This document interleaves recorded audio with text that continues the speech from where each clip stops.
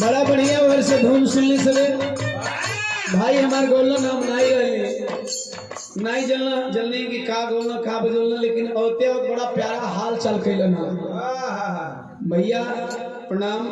आप ठीक है ना? भौजी ठीक है ना? भतीजा नहीं पूछला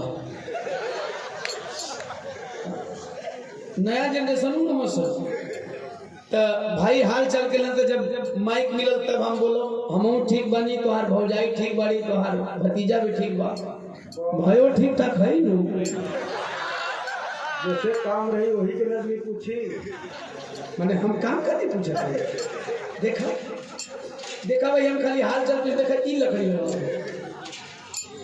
सबकर परिवार खुश रहे हम सब खुश रहे पूरी बिहार की फुलवारी खुश रहे यही हमारी कामना है। तरज बजा रहे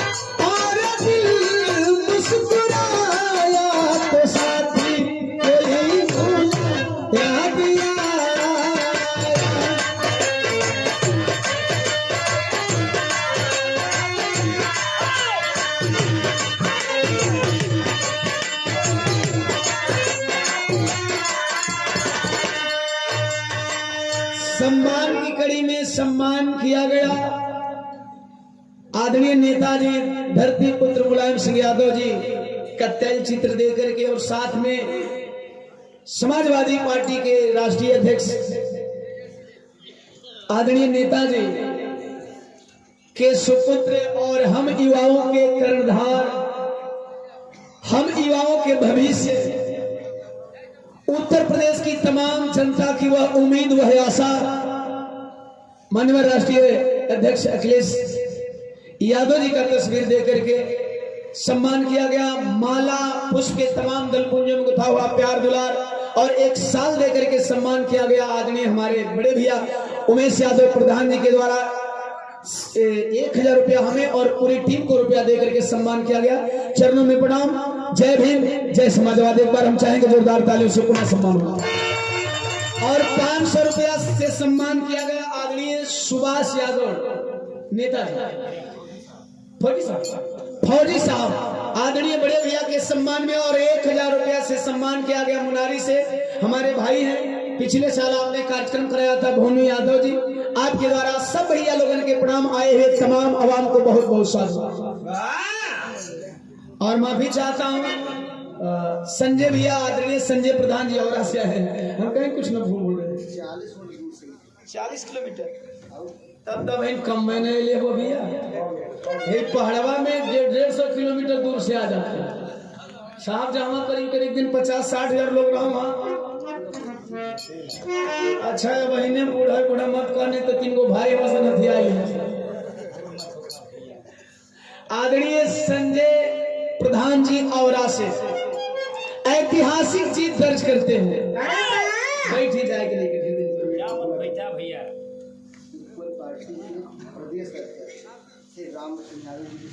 इक्वल पार्टी के प्रदेश अध्यक्ष श्री राम बच्चन यादव जी के सम्मान में संजय प्रधान जी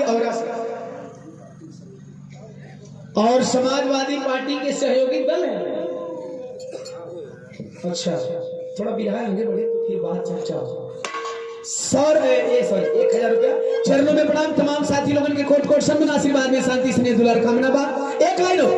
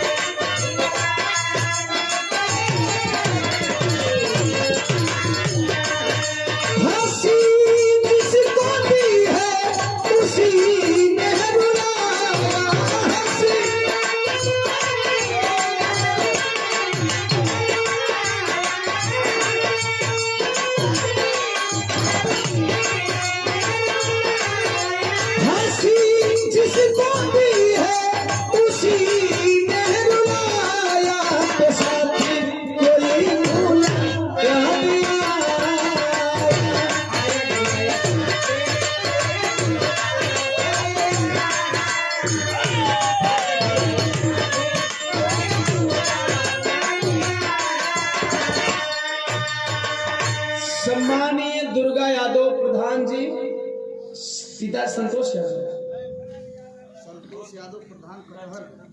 संतोष यादव प्रधान जी कटहरगंज से, और उनके पिताजी सम्मानीय उनके पिताजी आदरणीय पूज्य बाबू दुर्गा यादव जी, आपके सम्मान में प्रधान जी ने 500 रुपया दिया।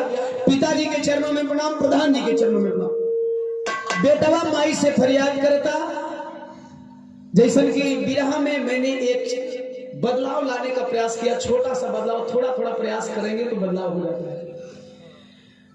उस माँ को मैं याद करता हूँ जिस माँ ने हमें जन्म दिया, जिस माँ ने आपको जन्म दिया। एक बात कहता हूँ, दुनिया में चाहे कहीं भी चले जाओ, उत्तरी ध्रुव से लेकर के दक्षिणी ध्रुव तक का सफर कर जाओ, इस बात को कोई झुठला नहीं सकता, इस बात को कोई काट नहीं सकता। माँ से बड़ी कोई देवी नहीं और पिता से बड़ा कोई देवता नहीं। माई बाबू से बड़ दुनिया में देवी देवता कौन नहीं कहा। अब अहिने को फोटो आई लगा देवते स्वरूप तस्वीर बा कि हमारे देवता ऊपर रहेंगे, बाकी लोग पीछे रहेंगे, और सबको यही करना है। बेटवा माई से याद करता, जौन माई रउआ लोगन के जन्म दिले बा, जौन माई हमके जन्म दिले बा। हर लोग 2 लाइन भजन में अपने माँ बाप को याद करेंगे, क्योंकि माँ बाप का रोम रोम कर्जदार है। किसी का कर्जदार हो या न हो, लेकिन माँ बाप का, हमारा और आपका सबका रोम रोम कर्जदार है। बेटा का फरियाद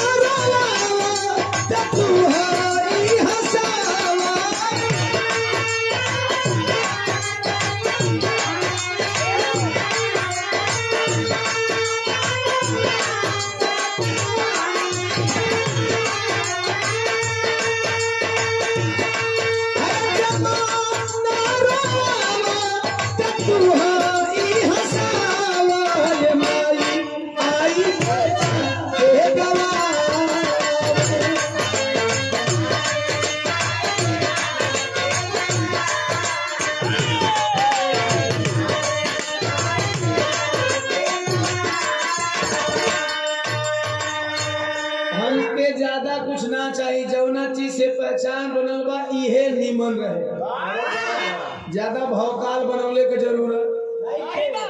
हम के लोग जौना माध्यम से जाने ला इहे बनल है। का बनल रहे?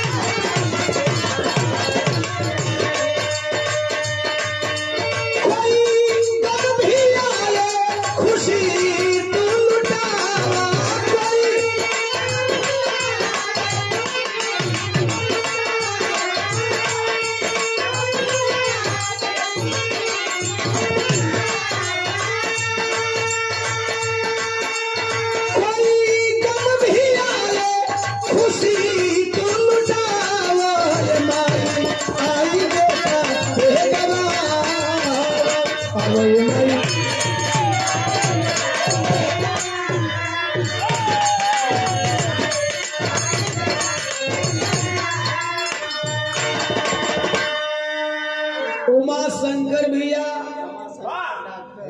डॉक्टर नामा शंकर उनके भतीजा, गोविंद कुमार बीडीसी हैं, क्षेत्र पंचायत हैं माला, और बहुजन महापुरुषों का पसंदीदा कलर नीला गमछा दे करके 100 रुपया दे के भैया सम्मान के सादर। जय भीम, जय भारत, जय संविधान, जय समाजवाद। आए हुए तमाम आवाम को कोट कोट सनमन और एक विशेष नमस्ते। आप लोगन के बाद जे पैसा देता ओकरो के प्रणाम, जे नहीं खे दे शांति से सुनता अपन टाइम देता ओकरो के प्रणाम।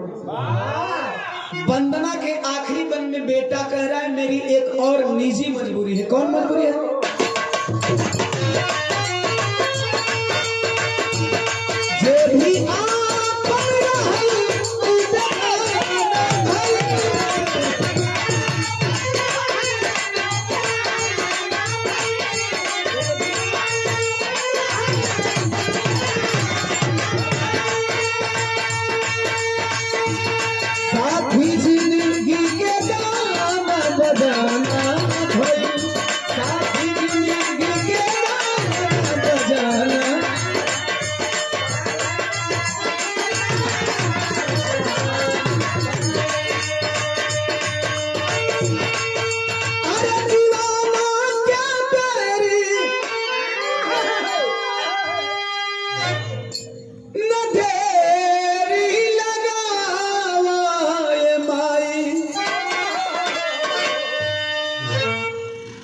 माई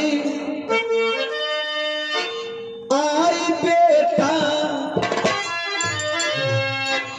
ए माई आई बेटा के गवावा।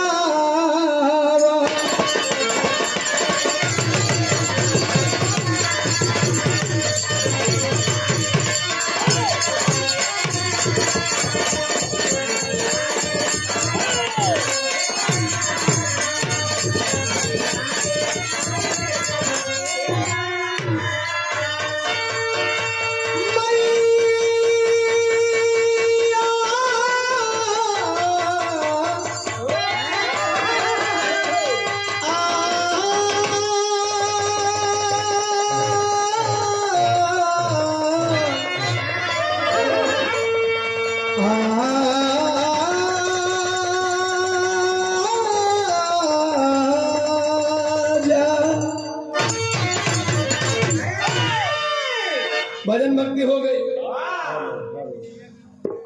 ये बात का ख्याल हमेशा रहे कि एक आधे को धुन बजे घिसाऊ पिटाऊ न हो।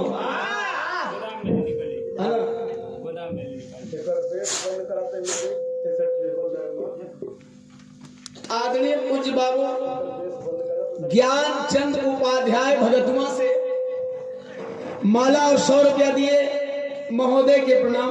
अरे दादा हरियरी छोटा हुआ। अच्छा हरियरी। आदरणीय घासू प्रधान जी पपौरा महगांव से 100 रुपया, अगली बार 100 रुपया अली तबेर हुआ चरणों में प्रणाम। तमाम साथी लोगों के कोट कोट सम्मान आशीर्वाद में शांति स्नेह दुलार का कामना बा। एक आधे लाइन कोनो गीत होखे और गीत ऐसा हो कि कोई के बाउर न लगे, सबके नीमन लगे। आओ तखरिया तनी झूम के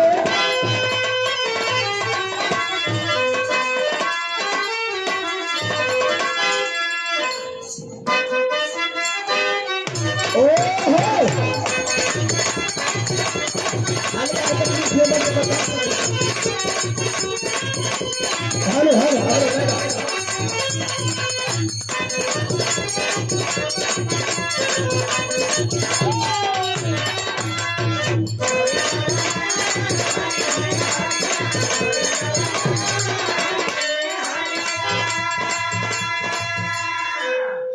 अच्छा करिया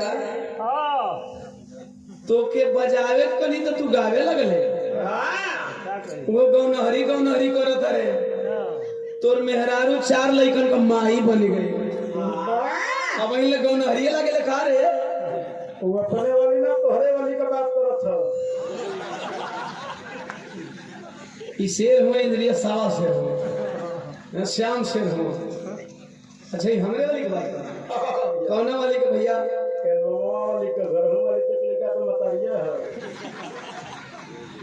एल्बमों वाली का एक गीत अभी हाल ही में मैंने गाया है और सब लोग प्यार दे रहे हैं। अरे बाबा कहीं बाउर न लगे। और आप लोगों के भाई कई सौभाग्य बा कि आजकल प्रधान जी लोक गीत गाए वाला पोटहो गा देते रहो। सब लोक गीत गाए वाला जो रोज फलान फलान गाओ तो सब नाम ना ले सकेला जो गावे लो सब। तो बिरहा जगत के समय कलाकार लेके होके धुए लगे घन घन घन घन करे भाई। और मैंने इस गीत को गाया है अभी 2024 में बनावत खैनी का खूब कापी ट्यून बजल। 2024 में बनावत खैनी का कापी ट्यून बजल। अब इन बेचारन का पेट ना भरला तो अभी वो हाल ही में गीत डाल देने गुलरी का फूल। एहू के भोजपुरी का बड़का बड़का स्टार कॉपी कैले, कुछ अलग कैले। ई जे दूसर कॉपी करला वो मास्टर गीत बजाओ तो तनी आ तो कैसे?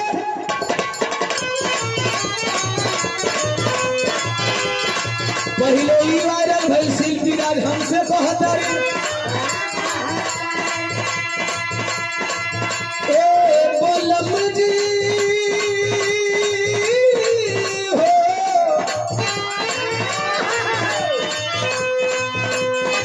ए राजा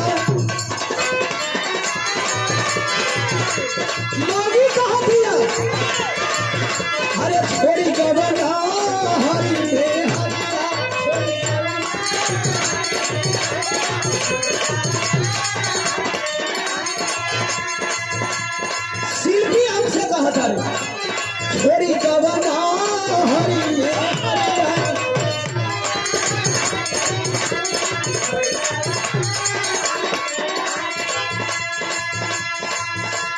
रजनी मेहरारू हमार वाली हमसे कह दिया जौन प्रदेश में उस शासक में नहीं थे, लेकिन उन्होंने के वो शासक है मानी कहे हरे छोड़ी गवन हरि में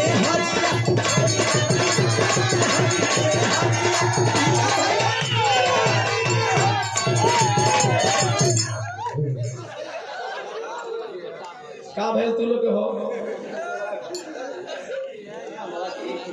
प्रधान जी वाला हरियरी हो गया महगाम पपौरा से आदरणीय घासू प्रधान जी आपके द्वारा 100 रुपया। अब देखो वो हरे रख लो तो हम लोग काम हो गया कहा तू लोग के कुछ मिल गए एक बार हिलवा में पाए गए लो अब ही नहीं मिलल और एक बार से मन ना भरा का प्रधान जी। अच्छा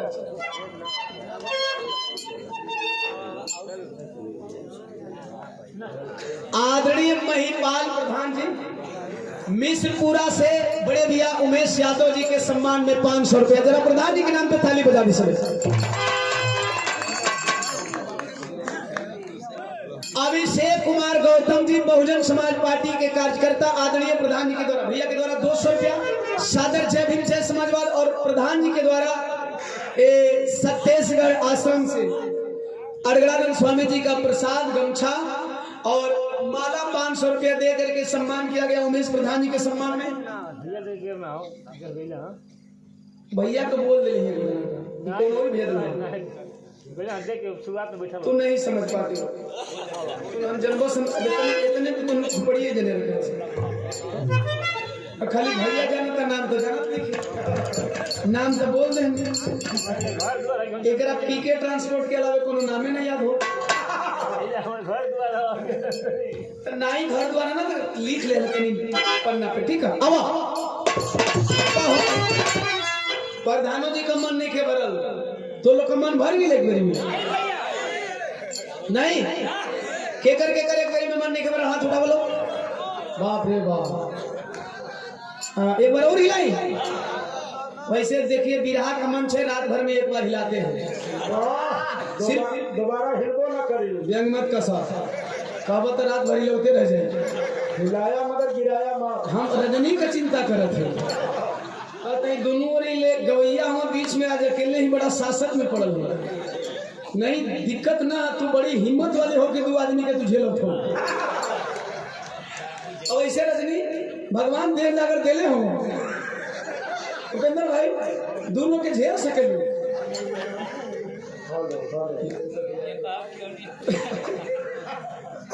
अरे तो कहते ही देव जाकर देले हो भैया केहू पर झेल सके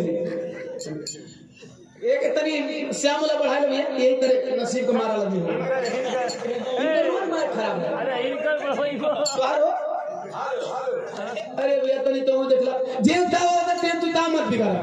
अच्छा सबकर मन है तो हिला दे चूंकि बिरहा का मन से बार बार हिलाते नहीं अगर तू लोग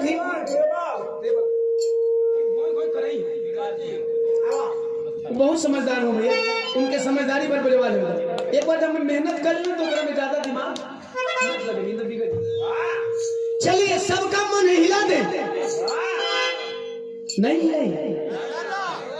अच्छा चलो एक बार और हिला दिया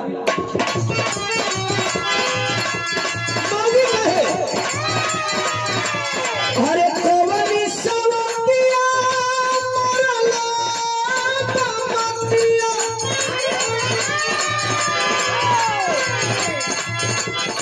कोवनी सवतिया मरला तमतिया अपनी गुजरिया के नहीं तू भूल गए सुनी सुनी ला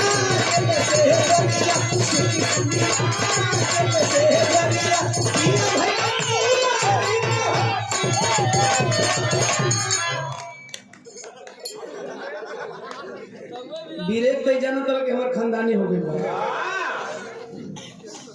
मरद कलश प्रधान जी ये केवल मनोरंजन नहीं है मेरी गीतें मनोरंजन नहीं होती हैं मेरी गीतें समाज को मैसेज होती है समाज समझे या न समझे। मैसेज क्या है मरद कहता अक्सर जिसे हम बात करते हैं बार बार पीडीए की बात करते हैं पिछड़ा दलित अल्पसंख्यक, इसको अगर अलग लैंग्वेज में कहें तो बहुजन समाज पार्टी, बहुजन समाज के लोग, समाजवादी पार्टी, समाजवाद के लोग, आरजेडी पार्टी, राष्ट्रीय जनता के लोग, अर्थात देश में एक बहुत बड़ी आवाम है जो सत्ता से वंचित है और देश के चंद मुट्ठी भर लोग सत्ता पे काबिज है। ये 85% के लोग, जितनी पार्टियां बनी है, मैंने जिन कुछ पार्टियों का नाम गिनाया, ये सारी पार्टियां 85% के लोगों को मिला करके बनती है और ये 85% के लोग साहब ज्यादातर प्रदेश में वास करते हैं। एक बात मैं बताने जा रहा हूं, इस बात को आप लोग खूंटा बांध दीजिएगा। मेरी गीतें केवल मनोरंजन के लिए नहीं हुआ करती है, मेरी गीतें मैसेज और संदेश हुआ करती है। एससी एसटी ओबीसी माइनॉरिटी समाज के लोग बाहर जाते हैं, परदेसी पति कह रहा है मेरी मजबूरी है। क्या मजबूरी है? दूरिया बना मजबूरिया,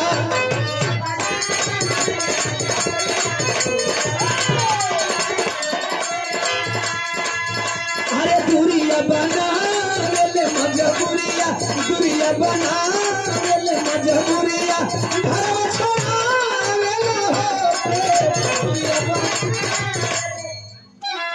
शौक से हम और आप बाहर नहीं जाते हैं। और इसमें सबसे ज्यादा मजबूरी क्या है?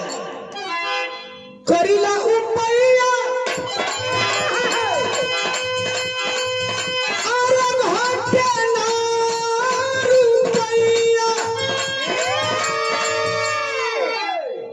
रानी, मजबूरी है। हम उपाय एह बदे करत नहीं कि पैसा घटे न, जानत नहीं काहे करत नहीं। साला देश में सोना पर जीएसटी 3%, हीरा पर जीएसटी 3%। अच्छा सोना हीरा है जा कितना खरीदे वाले लोग हैं? सोना तो खरीदे वाला तनी मनी मिल जाए, हीरा खरीदे वाला कितना?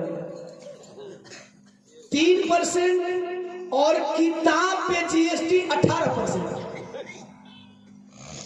इंडिया देश का पहला, इंडिया वर्ल्ड का पहला देश है जहां पुस्तकों पे जीएसटी लागू है। नहीं पढ़ेगा इंडिया तभी तो अंधभक्त बनेगा इंडिया, नहीं पढ़ेगा इंडिया तभी तो अंधभक्त बनेगा इंडिया। 18% जीएसटी का सिंपल फार्मूला मैं बता दे रहा हूं।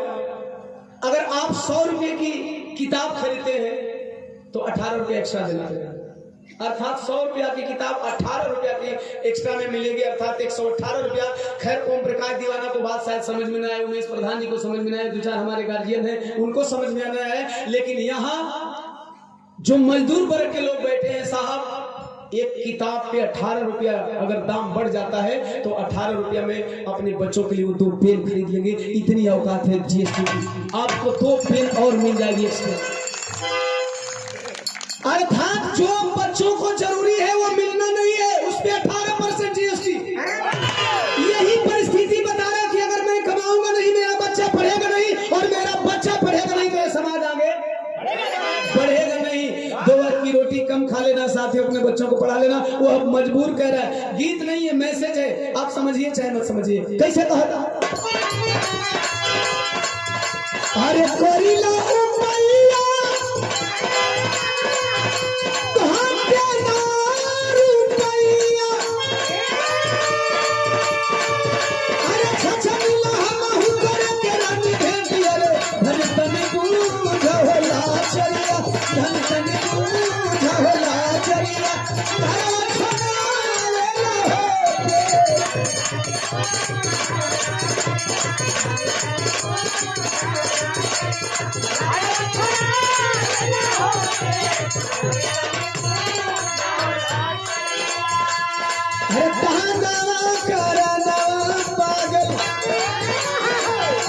उल्फत में धोखा मिलल पागल, लोग में हाना, अरे पागल लोग में हाना, तो कामना कारणवा, कामना कारणवा, भाई मोती बनवा है।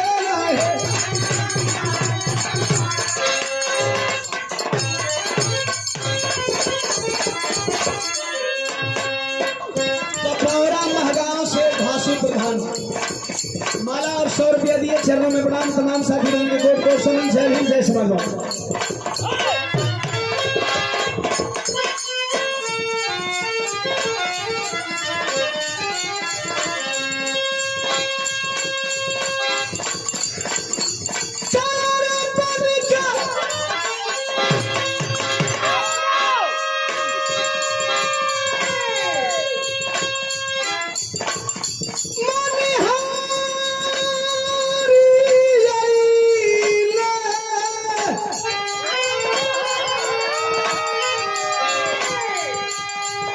ब्रज में बिहारी जी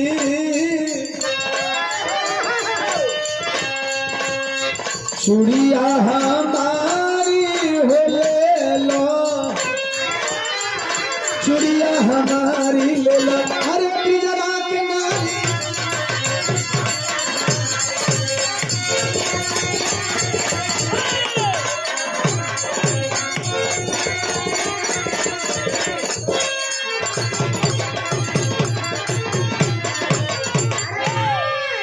जैसा कि 3 कलाकार हैं और छोटा छोटा अगर विराह हो तो शायद एक बार फिर हम तीनों कलाकारों को मिल जाए। रजनी अपन ड्यूटी बढ़िया से बखूबी निभाए ले लो, उपेंद्र भाई भी अपनी ड्यूटी बढ़िया से निभाए और बारी मेरी है। आइए वो बीरस का विराह यार से भी सुनिए। समाजवादी पार्टी के सहयोगी पार्टी नेशनल इक्वल पार्टी के प्रदेश अध्यक्ष श्री राम बच्चन यादव जी के सम्मान में अजय आर्या मंडल अध्यक्ष के तरफ से 500 रुपया भैया के द्वारा प्रदान किया गया। भैया के चरणों में प्रणाम। तमाम साथी लोगों के कोट कोट शर्मन आशीर्वाद में शांति स्नेह द्वारा